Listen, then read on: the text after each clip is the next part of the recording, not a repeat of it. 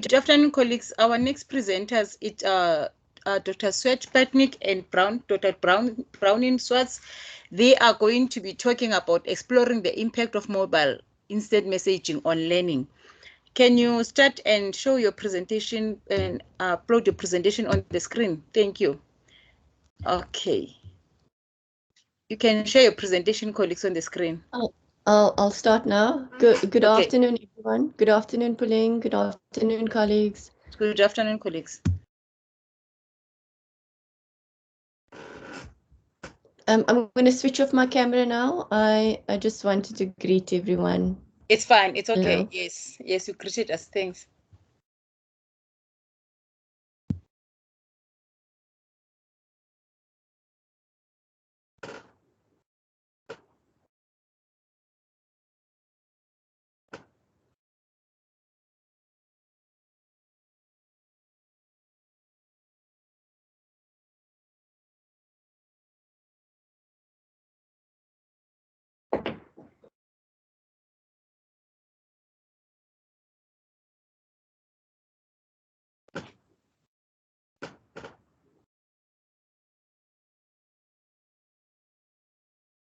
Okay.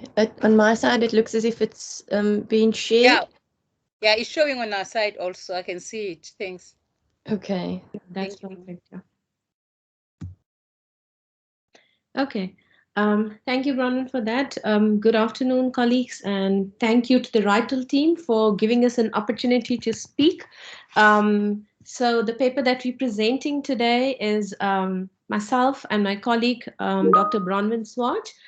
We both belong to the Faculty of Engineering and Built Environment. And the topic that we are going to speak today is about exploring the impact of mobile instant messaging on learning. And obviously, it's an engineering student perspective. Just for noting, throughout the presentation, we will be using MIM as in short form for mobile instant messaging. So I'm just letting you all know upfront. Can we move on to the next slide, please? So this research of ours is actually a follow-up from our last year research where we studied about two aspects which were around utility and usability of MIM, and that is the short form of mobile instant messaging. And we had reported on our interventions, which we said were quite successful. But just to give some outlook on what utility and usability of MIMS would mean. So utility basically is about the learning and teaching as well as the cognitive benefits that we get from a social presence. So which in other words, we can say pedagogical and social affordances. Whereas usability is about the perceived ease of use, which is obviously again the technological affordances. Predominantly, based on our research last year, our positive findings were around the way we could quickly transform from this phase that we were put into, and our students, we could quickly actually bring our students on board. But obviously with our own positive findings, there's always barriers, and there were few of the barriers which we felt were somehow out of our control. It was out of institutions control as well as out of students control, which were around connectivity issues, they were around load shedding, and also something that came up, which was message flooding. Now we all know, even before the pandemic happened, we all were in our social spaces available via WhatsApp, and that had become so prominently being used. So obviously when we added our teaching and learning, or now as we say learning and teaching aspect onto these social platforms, there was message flooding, which was one of those barriers that came up. Before going on further, I just wanted to also mention here that I used WhatsApp for my teaching and learning. And then my colleague, Bronwyn, she used Telegram. But obviously, both of them fall under the category of mobile instant messaging platforms or apps. Then there were more research that was needed to understand how sustainable these MIM apps would be over a long period of time, understanding the barriers that came up with, and are there any implications that are associated using this app. So we really need to understand it. We really needed to see how socially just using these apps would be.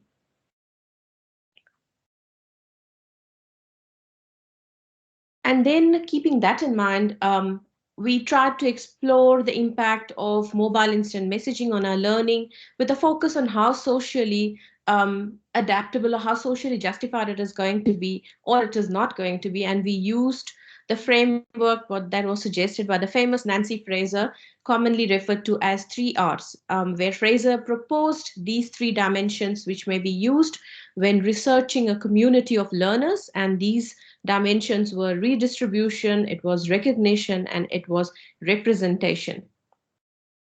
Now let's go a bit into each of them quickly. So redistribution basically was Fraser's first dimension, where she suggested that economic structures can at times impede some members of a community from fully participating. And when members of a community do not have resources to interact as peers, they suffer from what we call as distributive injustice or maldistribution. Now, in this instance, obviously, redistribution was the corrective action that was needed to be taken at the time given. Then we had recognition. Now, recognition is when institutional hierarchies of cultural value, they sort of prevent the members of a community from interacting. That can be in terms of parity, and these hierarchies of cultural value actually deny members of a particular community a prerequisite standing in it. So which means the result will be the alienated members, they suffer from what we call as status inequality or misrecognition. So we asked the question to students, how does MIM apps promote recognition or hinder recognition? And how does in this way MIM impact on social justice in the classroom?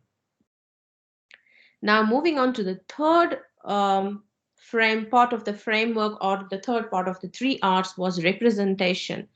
Now finally, on representation, when decision rules inhibit members of a community from participating as equal partners or as equal with their peers in social interaction and sort of denies them an equal voice in the community discussions or in any kind of democratic decision making, then they suffer from political injustice or misinterpretation. So in our context, this sort of entailed recognizing who is allowed to act, who is provided with opinions or challenges in our academic environment. And this was particularly significant at the commencement of lockdown, when we acknowledging the student voice became very critical.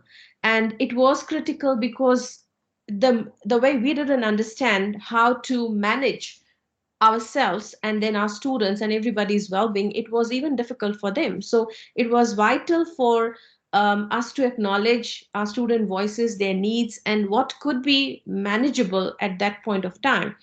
So obviously that early time of March and April last year, there were also several authors. There was Gashago and Cupido. They spoke something around giving voice to giving value to student voice, sorry. There was Aghardin, there was Rowi, and they all argued that the only way to sustainably continue an academic program was to consult with students during planning. And that was so rich, and it was so much making sense, because obviously the way we were sitting in the confinement of our own space, the students were, and perhaps in a more awkward position than us. So it was important to consult with them and then plan to see what is best, or to understand what can be realistically done. So obviously by doing this, representation was ensured. Then we had, based on this paper, our methodological praxis, where we approached a mixed method study. We had embedded design, which means there were few Likert scale questions, there were few open-ended questions that was embedded into our research instrument, and that was used by both of us from 2 different departments within the Faculty of Engineering. And a convenience sample was attempted in order to promote the external validity of results. So we had potentially around 150 students or research participants in this research, whereas less than half, which was about 70 students, completed the questionnaire or the survey, if you could say, that resulted almost in like a 48% response rate. And obviously it could be understood that it was due to various reasons. And then we also applied the alpha Cronbach coefficient, which was used to ensure the reliability of the Likert scale data that was collected by the questionnaires. And in order to carry this research also, we made sure that we got ethical approval through various institutional channels so that we could carry out our research. And there was a generic finding on redistribution where, in general, students who were participants in our lecturing sessions or in our learning and teaching modalities, they felt, majority of them, that the way that we were sharing our learning materials were really easy to access. Using these apps, they had instant access. Actually, they got a quick response time. So it was sort of a recurring theme. And what we did to make it easy, before I hand it over to my colleague, was, for example, if we were using PowerPoints, we just use simple plain backgrounds, and we used to take screenshots and post it. There was no multimedia involved. We used to include very short voice notes or podcast, as we can say, which was easily downloadable of very low data, obviously, because one of the factors that WhatsApp allows is you can actually opt for the option within your WhatsApp chats where you can lower your data usage. So little things that we could do within our capacity to carry out what was available and what was possible for students also to reach out to these daily interactions. So I'll pass it on to my colleague, and we take it from there. Over to you, Bronwyn. Thank you very much, Sweta. Thank you for that doing the beginning part of our presentation. So I'm going to discuss the rest of the results that we found, and under the 3 R's. So the first R being redistribution. So it was very clear to us, since the majority of the participants said that it is easier for them to use. We asked other questions as well. In terms of learning, we wanted to know if they found it easier to learn using MIMs apps when compared to webinars, and when compared to face-to-face. And when compared to face-to-face, we 51% of our participants said that they actually it was easier for them to learn using Telegram to face-to-face, and 40% said it's easier for them to learn when they use WhatsApp as opposed to face-to-face lessons. And this we found interesting.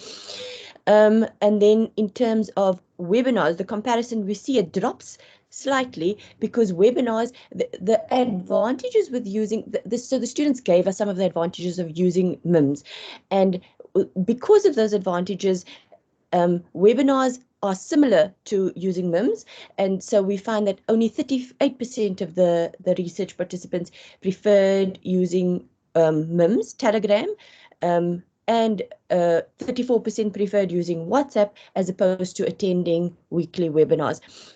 Just also have to mention that the students that used Telegram were part-time advanced diploma students, and the students that used WhatsApp were I think they were second-year diploma students.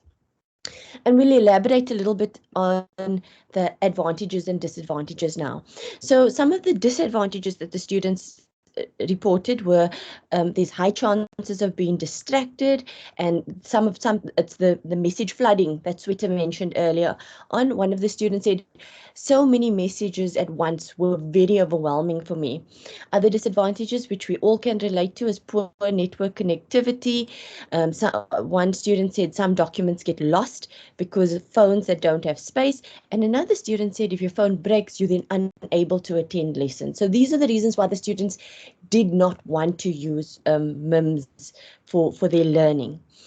But there were positives which promoted the redistribution. So redistribution is equality, and more social just, being more socially just in the classroom, in a MIM classroom environment, which is MIMS use less data, lessons are available in your own time at all the times that you listen and want to access. It's easy access, and you get to see other students' questions, which can also assist you, which as lecturers we all find that valuable, and you can access it anytime, anywhere. It's convenient. The student said, I sat doing my work during hospital visits with my now late grandpa, and that helped a lot.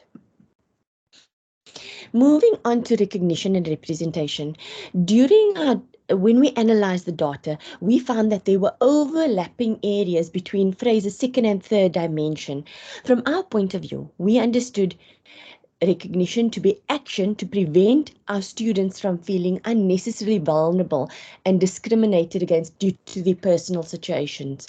Simultaneously, representation is understood to be adopting measures that to promote full participation, for students to promote fully for students to participate fully, but also be full partners in social interaction, and thereby giving them an equal voice in community discussions and democratic decision-making processes in the classroom. So analyzing our data, we saw that fostering recognition, so if we take steps to foster recognition, then we also promote representation.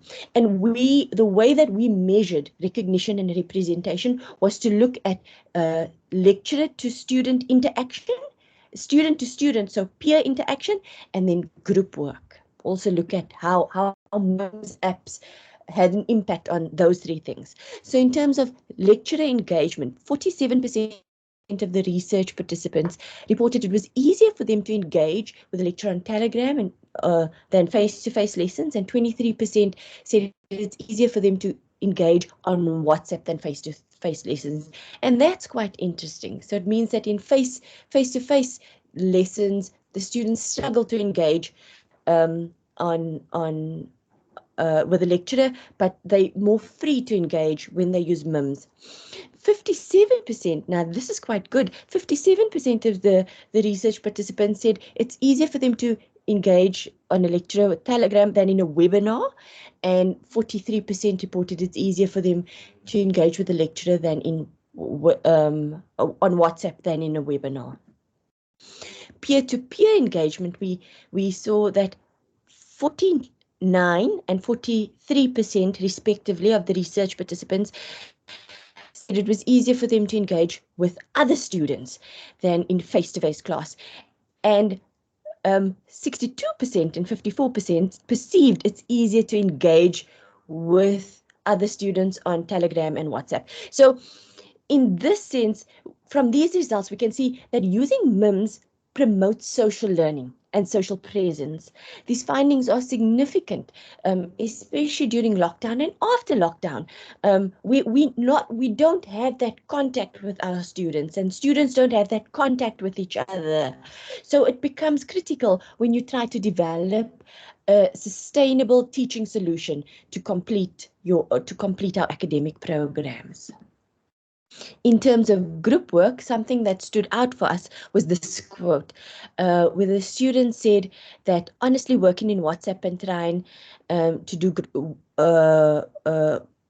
work on WhatsApp is one of the most difficult things ever. It causes lots of misunderstandings and ends up happening, and sometimes messages end up being misread. We assume because of tone, which ends up making a conflict, whereas face-to-face is easier to express yourself without being misunderstood. So this, again, it is in contrast. This stands in contrast to our findings on interaction. In terms of group work, the students felt that here is a possibility for them not to be recognized, it's an action that despite the benefits of MIMS apps that we reported previously, here are significant barriers that will threaten the success of an academic program. We realized that we also needed to speak to lecturers about this, aside from just getting the students' perspective. And so that's something that we then did. We started that study this year, and in doing this, there were two significant things that came out of the findings, which is we realized that we need to develop guidelines on how to use MIMS, and this needs to come from an institutional perspective, from an institutional level. And then also there are best practices that in our research we've identified that one can use when using MIMS apps. Ultimately, we concluded that MIMS apps are really good, but so far our findings are showing that it is best suited for use as a supplementary tool in the classroom environment, and it shouldn't be the primary vehicle for curriculum delivery.